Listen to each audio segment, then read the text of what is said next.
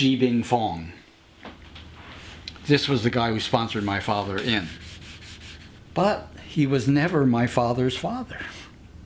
So there was a whole scheme.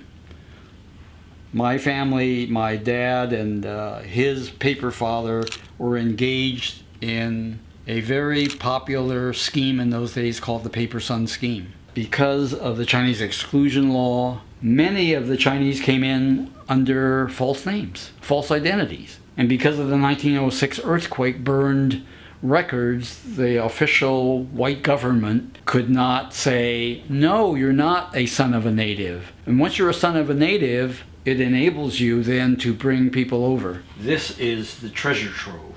It was on this page in blue ink that I found my name, right there. So my father himself probably entered the names of the 4 Oakland-born children. So this was really revelatory because this document disproves the story he told at Angel Island.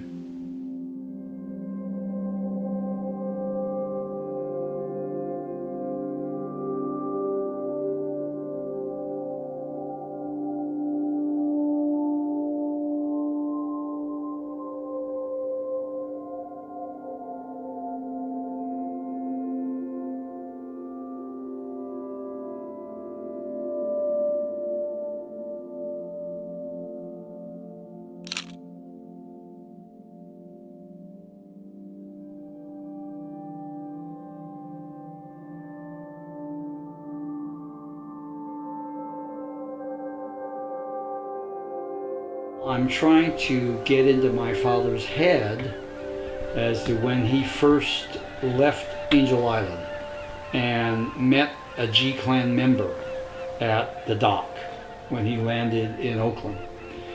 What was he thinking? Because this is the first time for him, a 17-year-old from China, just Chinese village, not a city, to see white people in masses, to hear English, to ride a train from the Oakland Mall into Chinatown. What protected him was Chinatown, the G Clan network, the regional association, because they were there, whether specifically or as a group, to provide sustenance and comfort and guidance to a teenager like my father.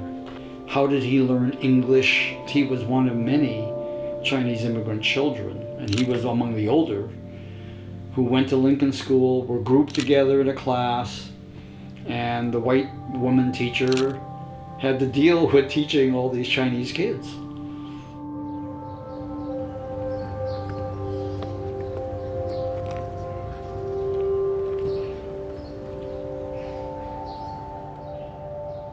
We have memories of him, so we have a real sense of his character and who he was, but we didn't ask him these questions. Why did you come? How did you get into the lottery business? We never asked that question. Why were you shot?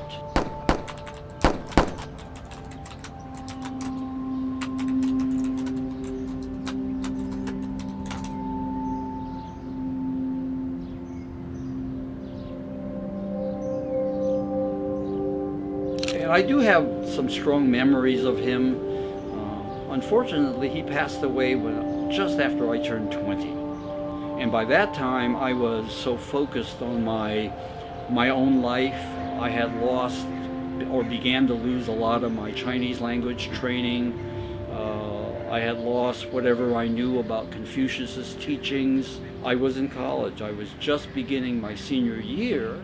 You know, when you're 20, you don't say, geez, I want to learn everything about my father's life, because you have your own life to live. But now that I've been in retirement and have time to think, and I'm doing this project, of course I have to ask, geez, what an opportunity I lost for not, at the age of 17, sitting down with him and saying, hey, Pop, why did you want me to learn Confucius? It would have been a wonderful discussion. I would have learned a great deal. I wasn't ready, you know, and